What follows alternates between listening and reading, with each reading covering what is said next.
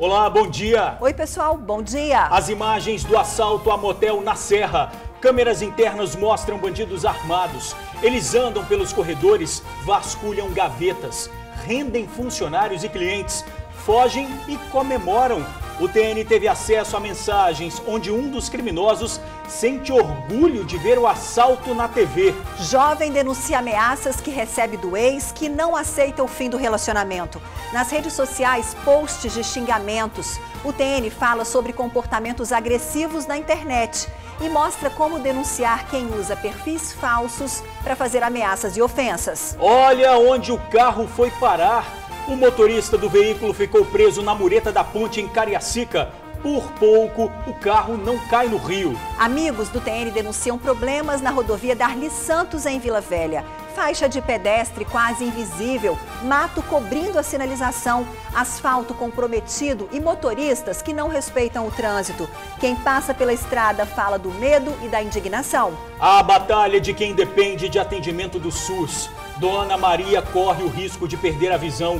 Os olhos estão comprometidos com uma doença e Dona Maria não consegue a consulta com o médico que precisa. Assalto dentro de empresa de mineração em Vitória. Vigilantes foram surpreendidos por um grupo de criminosos armados. Os bandidos levaram armas, munição e coletes dos guardas. Conexão Justiça, Conexão Brasil-Europa. Um amigo que mora na França e acompanha o quadro pela internet mandou perguntas sobre voos internacionais e nacionais. Marcélia Altoé foi em busca de respostas. Você vai ver já já. Se liga ainda nas ofertas de emprego do dia. Nós voltamos bem rapidinho.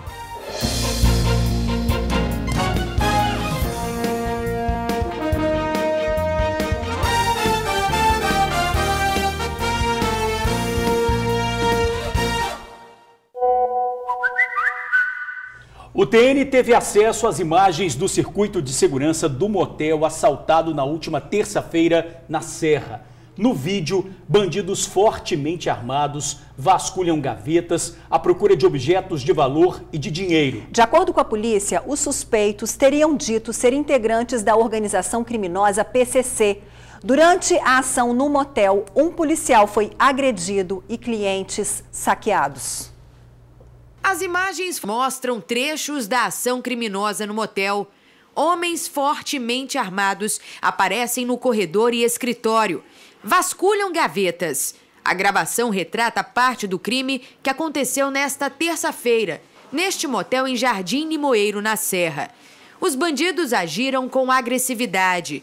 Primeiro, roubaram funcionários do motel. Em seguida, arrombaram as portas das suítes para assaltar clientes. Entre eles, um policial militar, que ao ser identificado foi agredido com socos, chutes e coronhadas na cabeça. Após a ação, os criminosos fugiram em direção à Avenida Abdo Saad, na Serra, utilizando um carro que eles roubaram de um Uber, pouco antes do crime no motel. A polícia perseguiu os criminosos, mas os bandidos conseguiram escapar. As mensagens que vocês vão ver agora foram enviadas ao Tribuna Notícias por uma fonte e mostram a conversa de um dos criminosos com uma outra pessoa após o assalto no motel. Um dos bandidos troca mensagem via rede social com uma mulher. Ele diz: "Nós invadimos o motel, pegamos a pistola do polícia. Está passando na TV o assalto no motel. Viemos de Jacaraípe até Nova Almeida, andando pela mata." Ele pede à pessoa que apague a mensagem e mantenha sigilo. Além da arma do policial, os criminosos levaram celulares, televisores, micro-ondas e dinheiro do motel. A polícia conseguiu recuperar o veículo do motorista de aplicativo. As imagens de toda a ação foram entregues pela gerência do motel à Polícia Civil. Olha, bandidos fortemente armados e que, segundo a polícia, se dizem membros do PCC. Uma organização criminosa que comanda assaltos, assassinatos e tráfico de drogas no país. Pois é, os criminosos aparecem nas imagens com metralhadoras, escopetas e pistolas. Um deles chega a dizer que por pouco não morreu. O tiro atingiu o colete. Olha, um grupo que parece realmente perigoso e violento. roubaram um carro de um motorista de aplicativo, trocaram o terror em clientes do motel e agrediram bastante o policial que estava aí no local, Ingrid. Perigoso e debochado, né? Que ainda comemoraram de estarem ali na TV depois de praticarem um assalto desse. A polícia ainda não prendeu nenhum suspeito. O veículo usado pelo bando foi apreendido. Denúncias dos assaltantes podem ser feitas pelo 181. Olha, e mais ousadia. Assalto dentro de empresa de mineração em Vitória. Vigilantes foram surpreendidos por um grupo de criminosos armados. Os bandidos levaram armas, munição e coletes dos guardas. O roubo aconteceu por volta das 9h30 da noite e os assaltantes fugiram a pé. O assalto aconteceu na noite de ontem dentro da empresa Vale do Rio Doce. Os vigilantes que faziam ronda em um veículo foram surpreendidos por um grupo de criminosos fortemente armados. Mesmo aparentemente agindo a pé, os 3 munidos de pistolas e uma arma longa conseguiram levar todo o material de trabalho das vítimas e também os pertences pessoais. Tudo aconteceu por volta de 9h30 da noite. Os assaltantes deixaram somente o veículo em que os vigilantes faziam ronda. As 2 armas, os coletes, munições e radiocomunicadores também foram levados, além dos pertences das vítimas.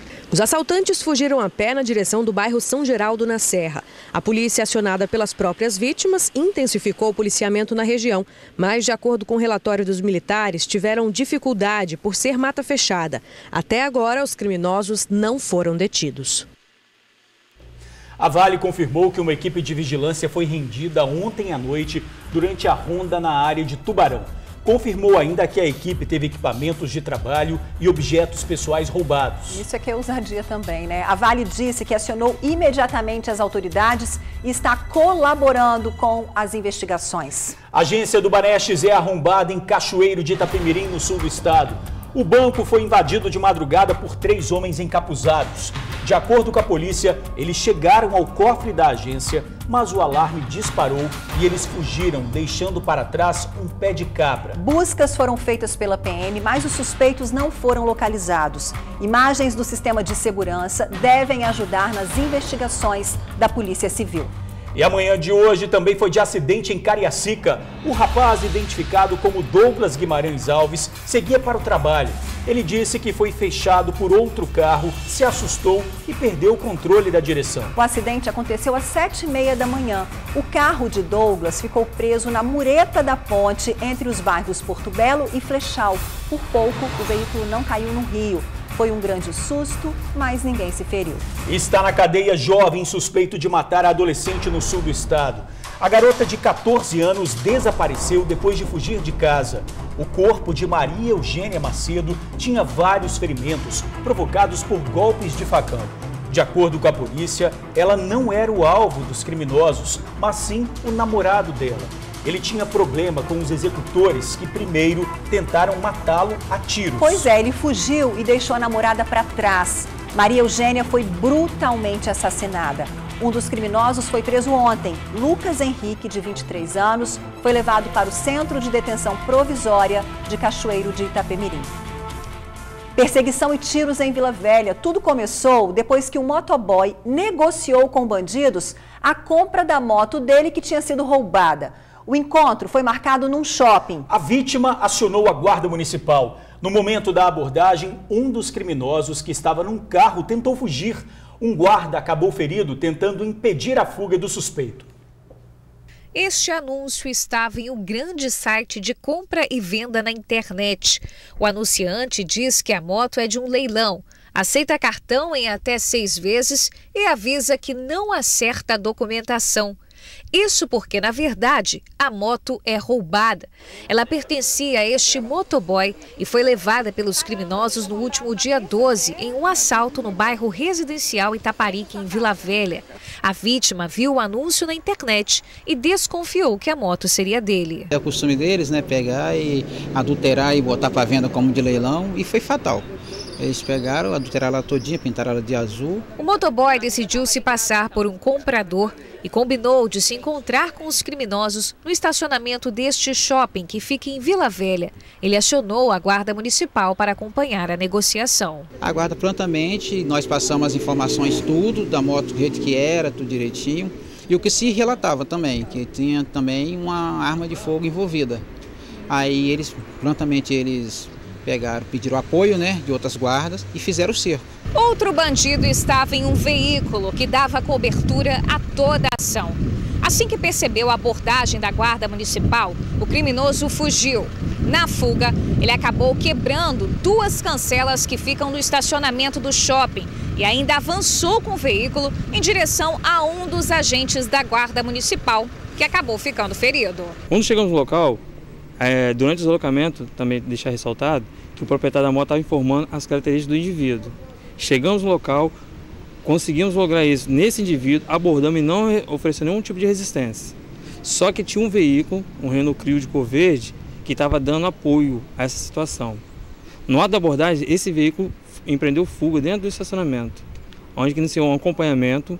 Durante o acompanhamento, ele rompeu as 2 cancelas do shopping para sair naquela direção do bairro Jockey. Foi dado ordem de parada várias vezes e não parou. Ele ainda projetou o veículo para cima de um agente nosso, que teve que efetuar o disparo para conter essa agressão. Esse colega nosso lesionou a clavícula dele. Ele foi caminhado para o Bezerra, do Bezerra agora está indo para Vitória para passar por uma operação. Saulo da Silva Abner, de 22 anos, e Rodrigo dos Santos Moura, de 20, foram detidos pela Guarda Municipal e encaminhados ao DPJ de Vila Velha. No carro utilizado por eles, ficaram as marcas dos tiros efetuados na tentativa de conter a fuga. Dentro do veículo foram encontrados celulares, cerca de R$1.000 em dinheiro, além da espingarda, que também era negociada para venda. Nessa conversa, os criminosos pedem R$3.000 pela arma. A moto foi completamente adulterada. Até a cor foi modificada pelos bandidos. Ela havia sido comprada pela vítima apenas 3 dias antes do assalto. O motoboy usaria o veículo para trabalhar. Pedimos que haja justiça, né? Que não pode acontecer dessa forma, não. O trabalhador adquirir o seu bem e no outro dia ser levado. Entendeu? E ser vendido tão barato. Eu paguei 2.500 e no outro dia ele está vendendo por 1.600. Recomendamos que, assim que o cidadão percebeu que a moto era dele, que ele comunicasse às autoridades, a polícia, a guarda municipal, que a instituição competente em realizar a operação, né, pôde fazer a operação com sucesso. Então é arriscado para o cidadão, para aquele que teve o seu objeto furtado, para aquele que teve o seu bem ali. A gente entende a revolta do cidadão, que teve o seu bem, que lutou para conquistar, mas que ele tome as medidas direitas e necessárias para que o seu bem seja devolvido. O guarda municipal passa bem. Falar de emprego é bom. Se a contratação é imediata, melhor ainda. São 20 vagas para portadores de necessidades especiais e 40 para menor aprendiz a partir de 14 anos. Não perca tempo. Mande o currículo para comercial1@informar.org ou ligue 3066 8070. 3066 8070. A contratação é imediata. Uma rodovia e seus inúmeros problemas. Faixa de pedestre apagada, mato que cobre a sinalização, asfalto comprometido e motoristas imprudentes que também não respeitam os sinais de trânsito. Vários trechos da rodovia Darli Santos, em Vila Velha, provocam medo e indignação em moradores. Veja na reportagem que um ofício protocolado há 2 anos pedindo melhorias, infelizmente, continua só no campo das ideias.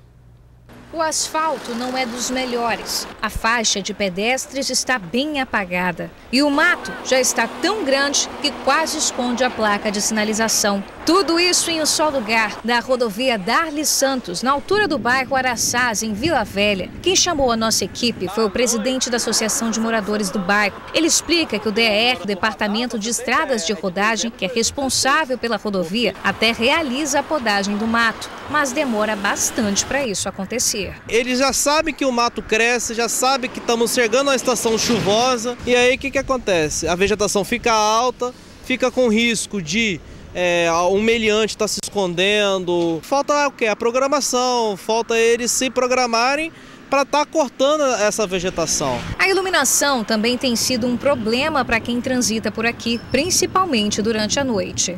Tem 3 pontos de ônibus nela. E esses pontos de ônibus é local de descida do trabalhador que está retornando do seu trabalho. E o horário do retorno dele normalmente é de 6h30, 7 horas da noite. E é o horário que a bandidagem aparece para estar roubando esses trabalhadores. E o que a gente pede? Mais iluminação nessas regiões. E olha, tem mais problema acontecendo aqui na rodovia Darli Santos, no bairro Araçás. No local existe um semáforo, mas pelo que parece os motoristas não têm muito costume de respeitá-lo. E aí aquela velha situação que a gente já conhece, o pedestre quer atravessar, mas fica com medo justamente por causa da imprudência. Tem essa necessidade de instalar um radar, um redutor de velocidade nessa região, porque muitas das vezes os motoristas não obedecem à sinalização, furam esse sinal vermelho, e aí que vem o risco de quê? De um atropelamento, vem o risco de um acidente, e é o que a gente não está querendo. E foi só a nossa equipe ficar alguns minutos no local para flagrarmos o abuso dos motoristas. O sinal fica vermelho, mas os carros de moto simplesmente ignoram. Enquanto isso, a Maria e a filhinha dela esperam a oportunidade de atravessar em segurança. Os carros, a maioria, tem deles que param e esperam, tem deles que vêm com tudo. Se você não sair da reta, eles passam por cima. Se eles colocassem um radar, ficava bem melhor para as pessoas que passam. No local é também a única entrada para o bairro vizinho, Pontal das Garças. E a Patrícia, que mora lá, por exemplo, não tem outra opção. Para ela, o jeito é atravessar ali mesmo. Várias pessoas já foram atropeladas aqui já. E às vezes o sinal fecha e eles passam assim mesmo. A gente tem que esperar o carro parar, né, para ter certeza que pode atravessar. Este documento é um ofício encaminhado pela Associação de Moradores do Bairro ao DER, solicitando a instalação de um radar na rodovia. Repare na data da solicitação, novembro de 2016. Quase 2 anos e até agora nada. A gente teve um acerto com o Ministério Público para fazer ciclovias aqui, para fazer novas entradas, só que o DER não sai do projeto, A gente precisa de uma revitalização nessa rodovia Darli Santos. Pois é, a gente viu aí, os problemas são muitos e o risco é grande, tanto para motoristas quanto para pedestres. E a gente viu também que há 2 anos existe o pedido para a instalação de um radar que facilite a travessia de moradores e impeça a alta velocidade de motoristas imprudentes. Olha, o DR disse que começou os serviços de conservação da rodovia na altura do bairro Vale Encantado. E até o fim deste mês, a roçada e a limpeza serão executadas ao longo de todo o trecho. Disse ainda que o reforço de sinalização, incluindo aí a recuperação das faixas e o tapa-buracos, também serão realizados até o fim do próximo mês. Bom, sobre o radar, o DR não respondeu.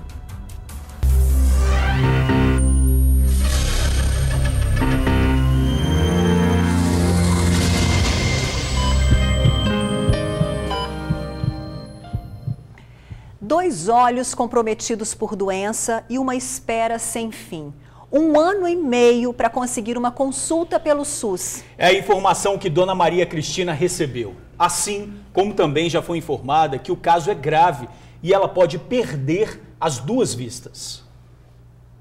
O tempo de espera varia, mas pode chegar a, no máximo, 1 ano e meio, segundo a Secretaria Estadual de Saúde. Esse pode ser o tempo que Dona Maria Cristina poderá esperar para conseguir uma consulta com o oftalmologista no Sistema Único de Saúde. Ela tem glaucoma no olho esquerdo e no direito cataratas. A primeira consulta dela foi no dia 15 de fevereiro deste ano, em uma clínica particular. Depois da primeira consulta, Dona Cristina buscou ajuda em um posto de saúde que fica no bairro Jardim América, em Cariacica, onde mora. Só que lá, eles não faziam o encaminhamento dela para um especialista do SUS. Foi aí que ela resolveu buscar uma outra unidade de saúde, a de Itaquari. E desde então, ela aguarda por uma consulta. Há quase 1 ano estou procurando uma resposta e não tenho resposta nenhuma ligação, nenhum telefonema, nada para poder deixar declarado o dia ou a hora, alguma coisa marcada para mim.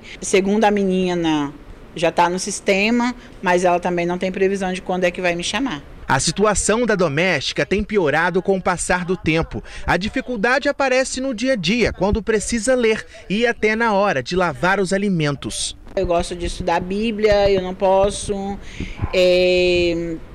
botar uma linha na agulha, pregar um botão, às vezes lavar uma verdura, né, que eu trabalho na cozinha dos outros, lavar uma verdura já é mais difícil. Familiares e amigos estão preocupados com o caso da dona Maria Cristina. O maior medo da trabalhadora é de perder a visão. A médica que me consultou disse que não iria trocar meu óculos porque não iria resolver nada, era um trabalho perdido, depois eu teria que comprar um outro. Ela não me deu esforço para falar para mim mesmo que ela não estava brincando, que o meu caso era sério, era grave, que é para eu poder procurar urgentemente um médico, porque eu vou ficar cega da vista esquerda.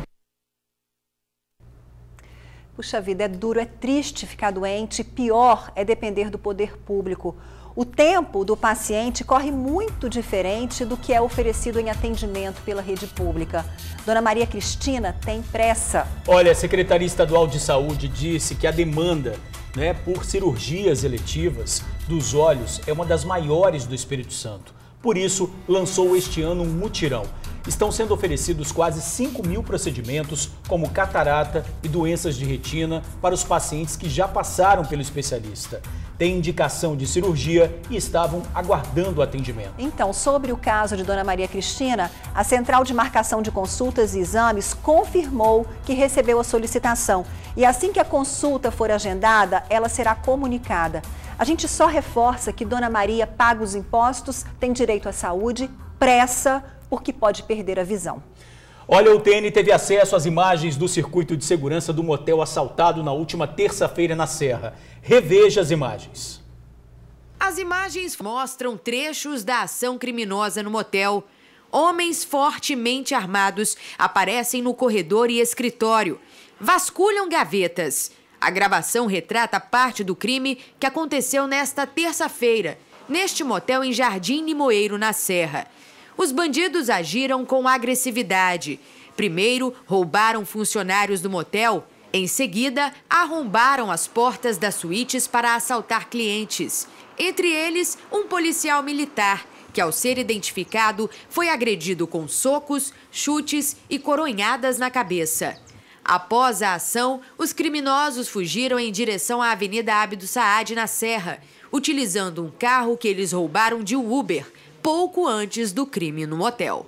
A polícia perseguiu os criminosos, mas os bandidos conseguiram escapar. As mensagens que vocês vão ver agora foram enviadas ao Tribuna Notícias por uma fonte e mostram a conversa de um dos criminosos com uma outra pessoa após o assalto no motel. Um dos bandidos troca mensagem via rede social com uma mulher. Ele diz: "Nós invadimos o motel, pegamos a pistola do polícia. Está passando na TV o assalto no motel. Viemos de Jacaraípe até Nova Almeida andando pela mata." Ele pede à pessoa que apague a mensagem e mantenha sigilo. Além da arma do policial, os criminosos levaram celulares, televisores, micro-ondas e dinheiro do motel. A polícia conseguiu recuperar o veículo do motorista de aplicativo. As imagens de toda a ação foram entregues pela gerência do motel à Polícia Civil. Hoje é quinta-feira, 25 de outubro. Vamos conferir juntos o que é destaque no Jornal A Tribuna? Caçada a moto roubada acaba em perseguição e tiros em shopping. Na foto principal, Parque dos Jacarés em Jardim Camburi. Acaba a taxa de marinha para 80 mil no estado. Incêndio deixa 1 milhão sem água na Grande Vitória. Bando invade motel, rende clientes e dá surra em PM. E ainda destaque no Jornal Tribuna desta quinta-feira. No esporte, Flu leva castigo no final. Sempre acreditei que sairia ganhadora, diz leitora de A Tribuna. E no caderno sobre rodas, HRV retoca visual e ganha itens.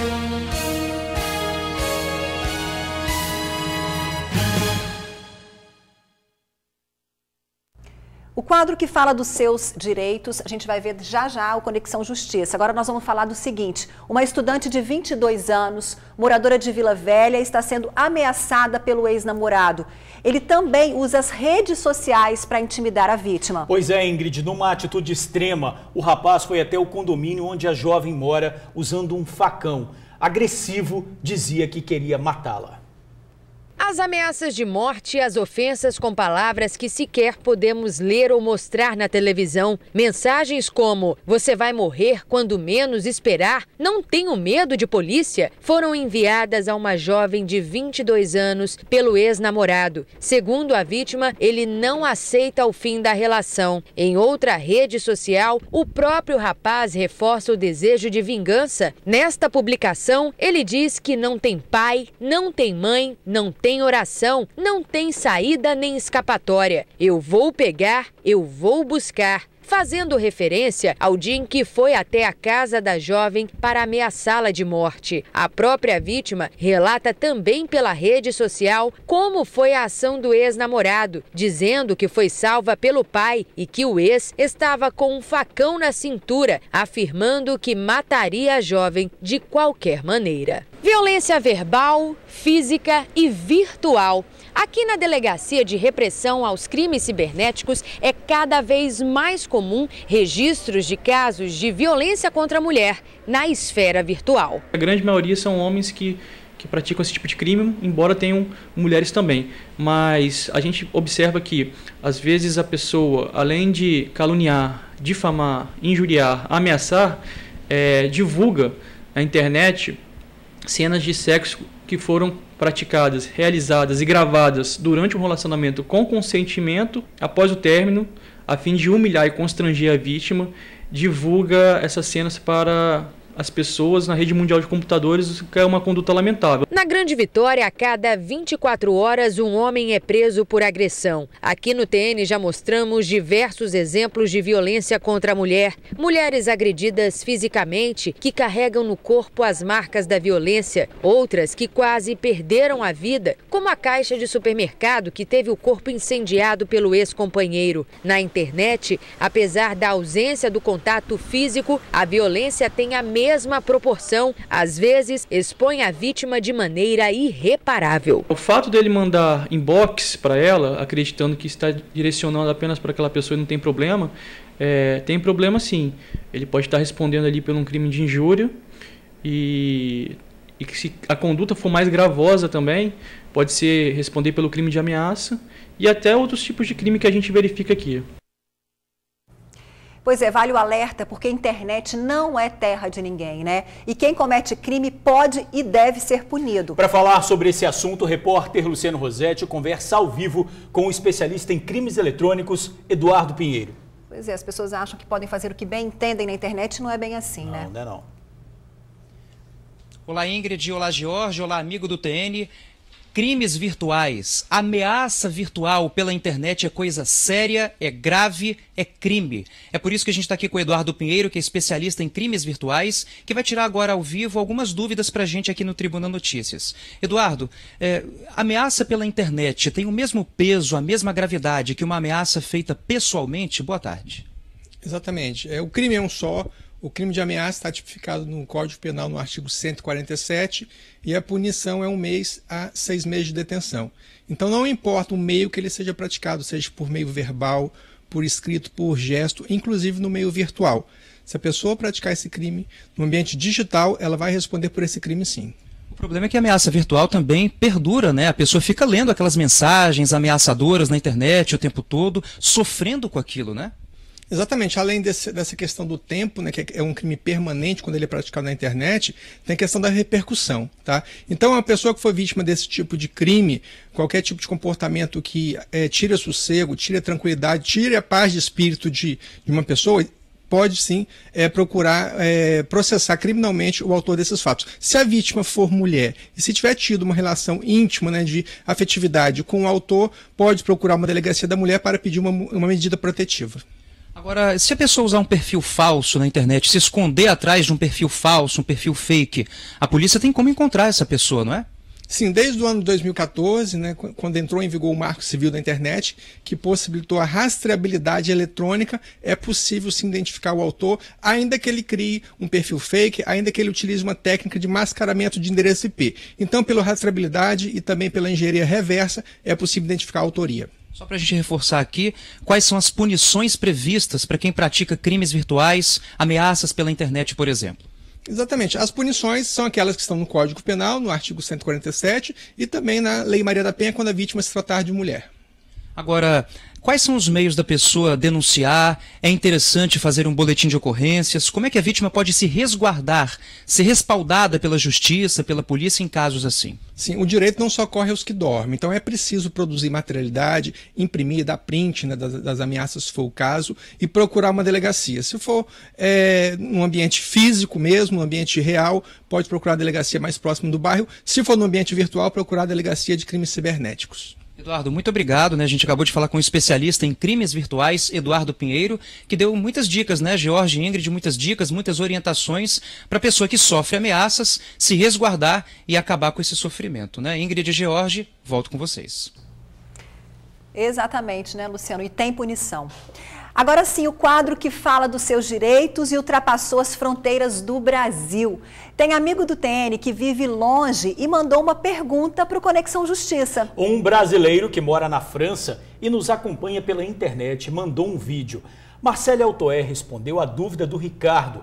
Vamos saber sobre as regras para voos nacionais e internacionais.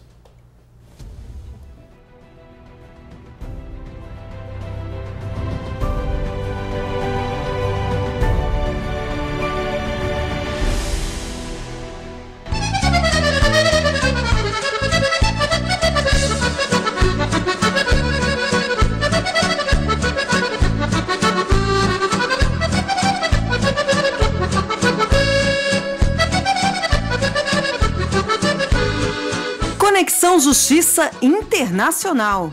Olá, Marcele. Eu acompanho o Conexão Justiça aqui na França, seu programa. Gostaria de saber como se passa pelos direitos entre voos nos aeroportos de voos internacionais e nacionais.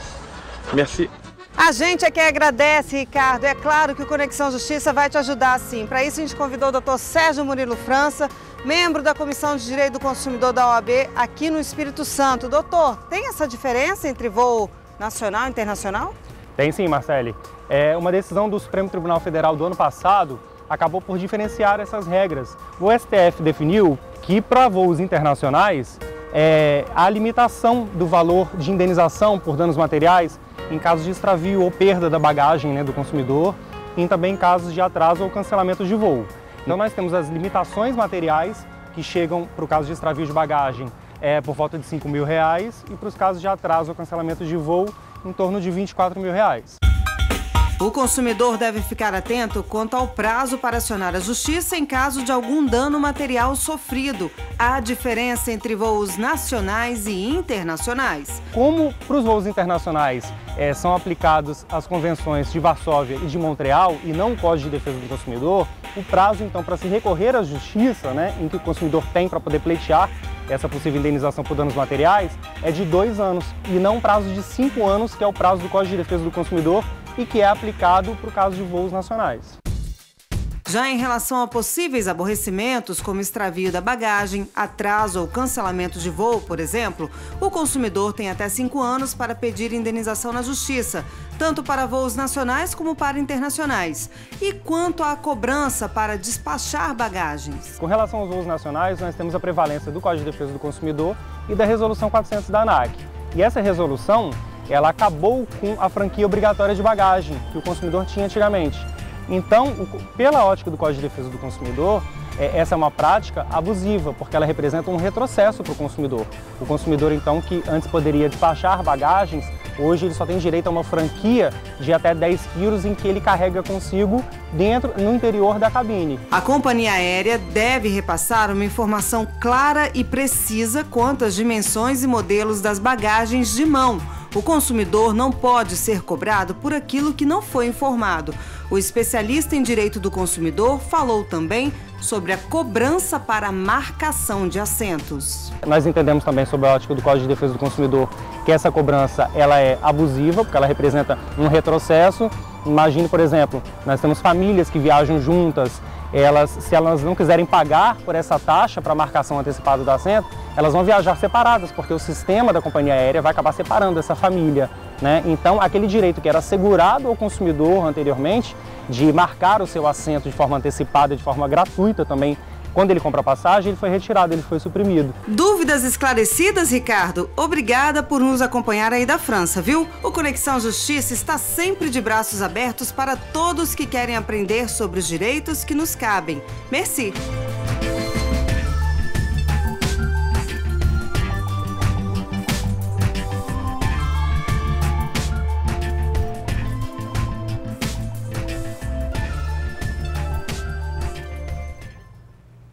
Você fala um pouquinho de francês. Très bien. Merci, merci.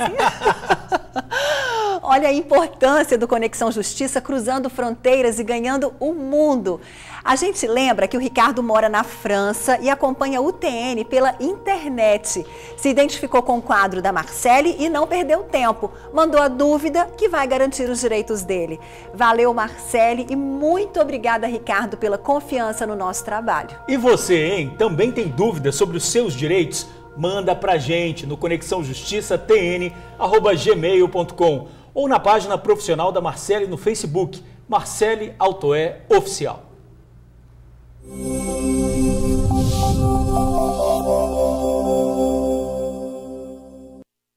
A Defesa Civil emitiu alerta de chuvas intensas para todo o Espírito Santo.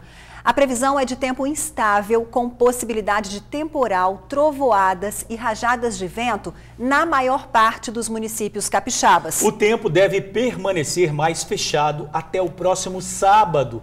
As temperaturas variam entre 21 e 26 graus. Lua cheia.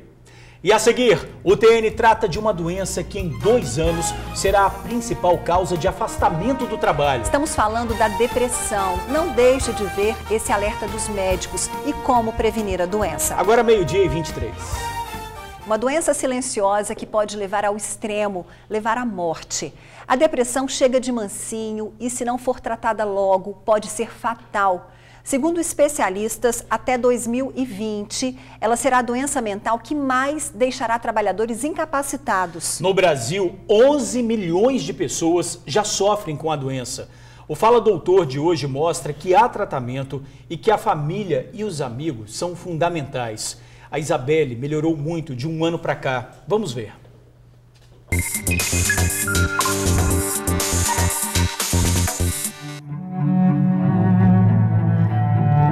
A distância da família, a solidão na nova cidade, saudade, tristeza, ansiedade. Esses fatores levaram Isabelle, de 21 anos, a sofrer de depressão. Depois eu sofri um assalto, o primeiro assalto da minha vida. E aí depois eu ainda sofri um acidente de carro com uma amiga minha. Graças a Deus ninguém se feriu, mas isso tudo foi, vamos dizer assim, ajudando, contribuindo para que a bola de neve fosse crescendo, até que aquela bola de neve bateu em mim e me derrubou, né? A depressão vai se tornar a doença mental mais incapacitante no mundo até 2020. O dado é da Organização Mundial da Saúde, que ainda afirma que em 10 anos o número de casos de depressão cresceu 18% no mundo. O Brasil lidera o ranking de países da América Latina com casos de depressão, quase 6% da população, o que significa mais de 11 milhões de brasileiros sofrendo com a doença. Este especialista destaca a crise econômica como um dos principais fatores motivadores da depressão aqui no país. E eu atribuo atualmente a isso, fora também que a gente tem que considerar a propensão biológica, genético-biológica da pessoa desenvolver depressão. Apesar da tecnologia ser associada à doença, na avaliação do psiquiatra, as redes sociais podem ajudar a identificar um amigo ou familiar depressivo. Porque muitas vezes as pessoas deprimidas, elas tendem a postar mensagens de teor pessimista. Então, se a pessoa tiver uma rede mínima de amigos, eles começam a anotar pela rede social. Isso já aconteceu no meu consultório. Vim aqui porque uma amiga minha identificou que eu estava postando um monte de coisas e aí ela pediu para fazer uma avaliação no psicólogo, o psicólogo detectou que eu poderia estar com alguma coisa e o psicólogo me encaminhou aqui para o consultório do senhor. Depressão tem cura e exige de quem convive com o depressivo empatia e paciência. Acolher essas pessoas e encaminhá-las para um serviço adequado de tratamento. Isabelle segue em tratamento. Na parede do quarto, diversos papéis com textos motivacionais. Isabelle escreve, faz uma espécie de mural e lê todos os dias para nunca esquecer que ela é muito maior e mais forte que a depressão. De um ano para cá eu melhorei muito, tá muito mais espaçada as crises e qualquer coisa que acontece eu ligo para minha psicóloga e falo, pelo amor de Deus, me socorre. Ainda não estou 100%, mas devagarzinho a gente chega lá, porque é um dia de cada vez, um passo de cada vez, com muita calma.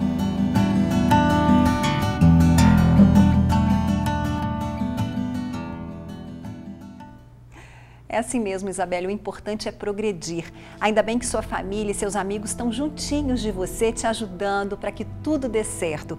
E nós, é claro, também torcemos pela sua saúde e alegria, porque essa depressão não te pertence. E a gente viu aí que até as redes sociais podem ajudar a identificar a doença. O especialista falou que os amigos podem perceber e sugerir que a pessoa procure logo um tratamento. É uma doença que não pode esperar. De jeito nenhum. E a gente fica por aqui. Muito obrigada pelo carinho de sempre e audiência. E até amanhã, 11h45, tá bom? Eu te espero logo mais às 6:55 da noite no Tribuna Notícias, segunda edição. E agora tem ela, Débora Moraes, no Ronda Geral.